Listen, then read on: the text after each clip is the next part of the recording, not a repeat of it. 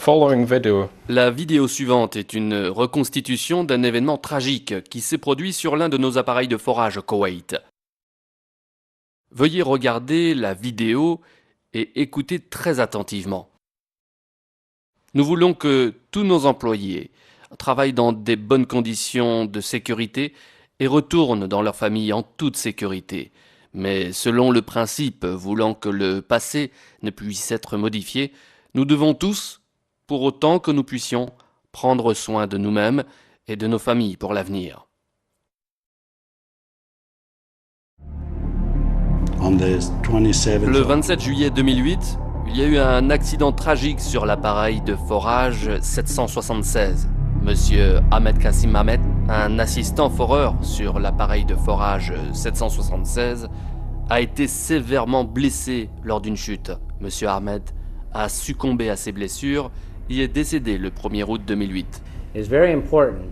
Il était très important pour nous de concevoir cette petite vidéo au sujet du malheureux événement qui s'est produit sur l'un de nos appareils de forage, afin de la distribuer à tous nos départements et qu'un tel incident ne se produise plus jamais.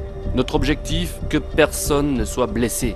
Nous travaillons très fort pour atteindre cet objectif et j'espère que cette vidéo vous permettra de voir qu'il est simple de mal commencer à faire un travail et de continuer à faire des erreurs jusqu'à ce qu'une tragédie survienne.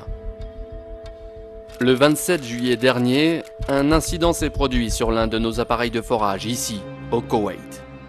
Malheureusement, cet incident s'est traduit par un décès et nous avons tristement perdu l'un de nos coéquipiers. Cet incident s'est produit vers 3 heures du matin. Le travail consistait à tester un 13 et 5 sur 8, 15 000 sur l'obturateur anti-éruption à l'arrêt. À l'arrivée du pousseur de nuit, lors du changement d'équipe, il était indiqué d'utiliser la grue pour ce travail. Lorsque l'obturateur anti-éruption fut prêt pour le test, l'opérateur de la grue n'était pas sur les lieux. Les deux pousseurs de nuit ont donc décidé d'utiliser l'appareil de montage avec flèche certifiée pour installer le joint de test à l'intérieur de l'obturateur anti-éruption. Lorsqu'ils ont sélectionné le B, le joint de test avec flèche certifiée, celle-ci n'était pas assez longue pour installer le joint de test à l'intérieur de l'obturateur anti-éruption. Le pousseur de nuit a demandé au soudeur de percer un trou de 7, 5 sur 8 à l'intérieur d'un joint de 30 pieds cuvelé à l'une des extrémités. Il a ensuite installé l'appareil de montage afin de l'utiliser avec un chariot élévateur à fourche pour installer le joint de test à l'intérieur de l'obturateur anti-éruption au lieu d'utiliser la flèche certifiée. Ils ont alors tenté d'installer le joint de test avec cette méthode, mais ce fut aussi trop court avec un appareil de montage fixé au couvercle de montage situé en haut du joint de test.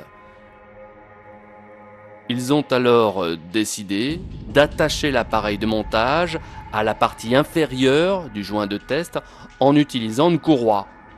Lorsqu'ils ont soulevé le joint de test de cette façon, celui-ci s'est rendu à l'intérieur du couvercle de l'obturateur anti-éruption, mais est resté collé à l'intérieur et n'a pu redescendre en raison de l'angle du tuyau.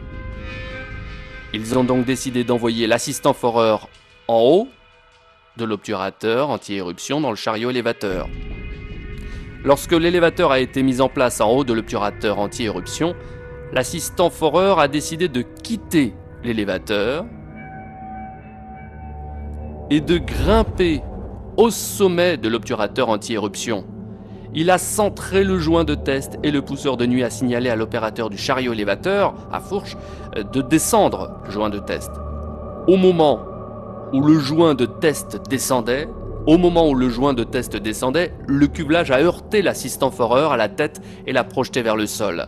L'assistant foreur présentait alors 9 côtes et 2 vertèbres lombaires cassées. Il a été amené à l'hôpital et est décédé le 1er août dernier.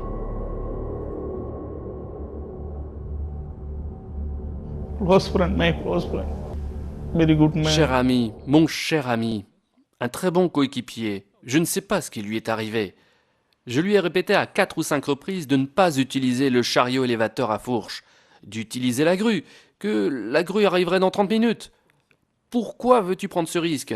Il est 4 heures maintenant. Le grutier arrivera avant 6 heures.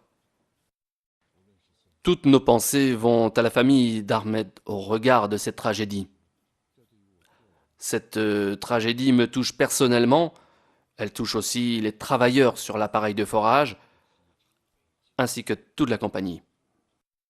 Cet incident a été un des plus mauvais réveils qu'on puisse avoir. L'enquête a démontré que nous sommes plus que confiants. Nous ne pensions pas que cela pourrait nous arriver. Nous avons échoué collectivement de trop de façons. La procédure, le leadership, le suivi du système de gestion, le suivi de la procédure et de la gestion sécuritaire des opérations. Un temps d'arrêt pour penser à la sécurité permet de sauver des vies. Tous devraient en tenir compte. Cet incident nous a amené à modifier notre façon de gérer nos opérations, notre façon de voir notre personnel et d'appliquer la sécurité là où elle est nécessaire.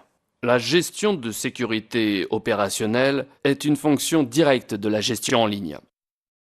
Lorsque la gestion échoue, il est du devoir de chacun, au sein de chaque tâche, d'arrêter l'opération en invoquant le temps d'arrêt pour la sécurité. Il est du devoir du superviseur de respecter le temps d'arrêt pour la sécurité et d'arrêter l'opération depuis la réévaluation. Veuillez tirer une leçon de l'incident. Merci de nous avoir consacré de votre temps.